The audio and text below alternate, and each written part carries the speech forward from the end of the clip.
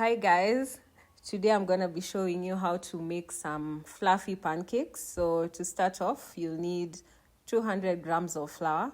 What you're going to do is measure the dry ingredients first and set it aside, and then we're going to add our wet ingredients next. So next I'm going to put in some baking powder and sugar. So that's 10 grams of baking powder, and then I'm gonna put sugar next. We have 35 grams of sugar should do it, but if you want it a little sweeter, you can have 40 or 50 grams, but 40 is usually just fine. But for this, I put 35, which is just the perfect amount for it.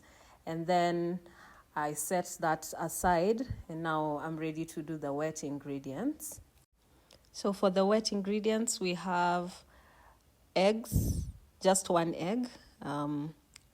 Break that into the bowl, and then we have some vanilla essence. You can have a tablespoon, should be enough, but feel free to add more flavor if you want, but 1 tablespoon should do it. And then mix that up just to mask the smell of eggs, but not really quite necessary.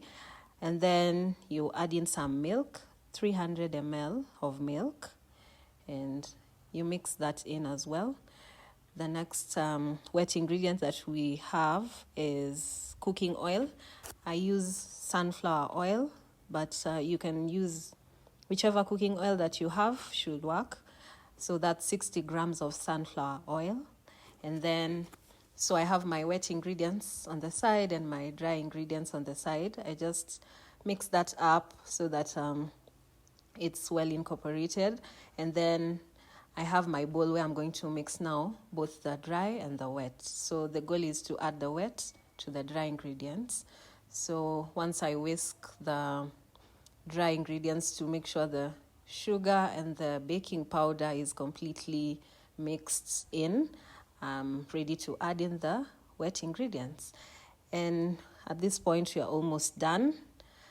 So just add the wet ingredients to the dry and mix very gently, because this is where now all the fluffiness that we need is going to come in. It determines whether you're going to have your pancakes fluffy or not.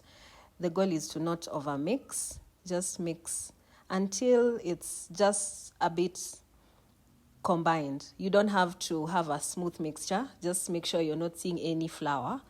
About, I think around 10 mixes or at most 12 should do it. But the goal is to just have it looking as it is.